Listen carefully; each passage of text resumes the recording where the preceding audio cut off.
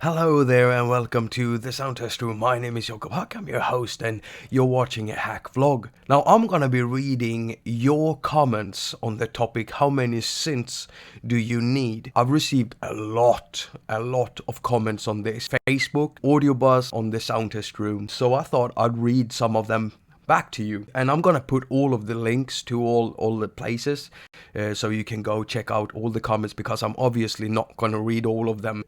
I'll read a few for as long as my voice holds up.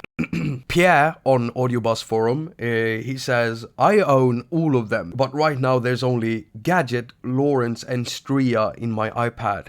Must focus. That's interesting. He got all of them, it's basically. And after testing them, he's ended up with Gadget, Lawrence and Stria. And this is so different between, all of us, because we all think alike and so not alike.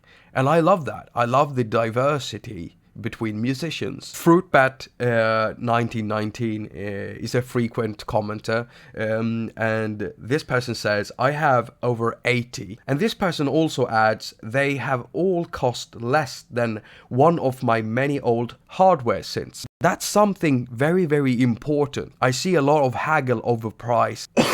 And the thing is, what Fruitbat says is very, very true. Because I've done this a long time and I've had a lot of hardware. And what I paid for those hardware things that I had was basically everything that I ever made back then. And to be able to buy like 100 synthesizers in app form today to the price of what I had to pay for one hardware synth back then, that's kind of big. That's very, very big. And then if you compare apps to the prices on desktop, it's not expensive.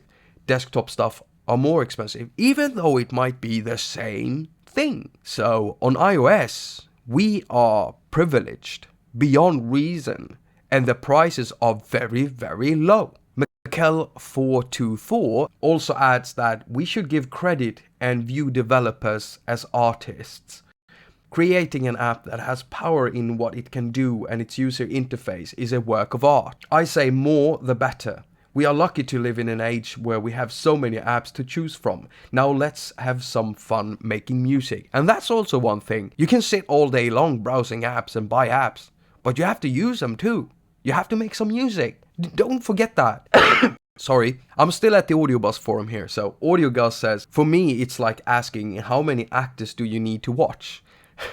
Signbient says, I need a few, but I want them all. Conbot says, I always need one more than the amount I have. Yep, I recognize that. I'm sure a lot of you recognize that. Here's a comment from Cliffy. I enjoy the fact that one of Jakob's criteria for choosing a synth is, does it make my brain melt? What isn't clear is if this brain melting is a good thing or not. I just picked up IVCS3 and it certainly does this in a good way, generally. Well, what I meant in my video was, if it makes my brain melt, that's a bad thing. A brain melting would be from, trying to use an interface that is quirky. But as you say, a brain melting could be something good too. Superdom has a really great comment here. Could have really called it a day with Sunriser, IVCS3, ISEM, Thor and Animoog, but the world is full of surprises, ain't it? And you're damn straight about that. You could feel that you're done in your app purchasing journey, but then something comes along like Cyclops by Sugarbytes and you just know you have to have it. John Rawlinson, aka Pants of Death, he's the one doing the comic in the comics section. Love his work, brilliant by the way. So Pants of Death says, apparently a quick count says I need 50, but I am still waiting for my one true synth to come along and sweep me off my feet. Here's an interesting one from Pavan Paul. Many times I don't need it, but if free, 50%, 60% or 90% sale, so I have to get it. Anyone recognize yourselves in that? As soon as something goes on sale, you just go and get it, even though you might not want it. And there are loads more comments. Down in the description, you can find links to the posts and stuff, so you can read all of the comments yourself and keep on commenting if you want to. I am so happy that you all joined up in this, and thank you for sharing your experiences and your thoughts about this. And I feel privileged to be a part of that. As usual, Dogwoods, Colin Sweeney, and me, Jakob at thesoundtestroom.com wishes you a very productive week. Now go finger your surfaces and have lots of fun doing it.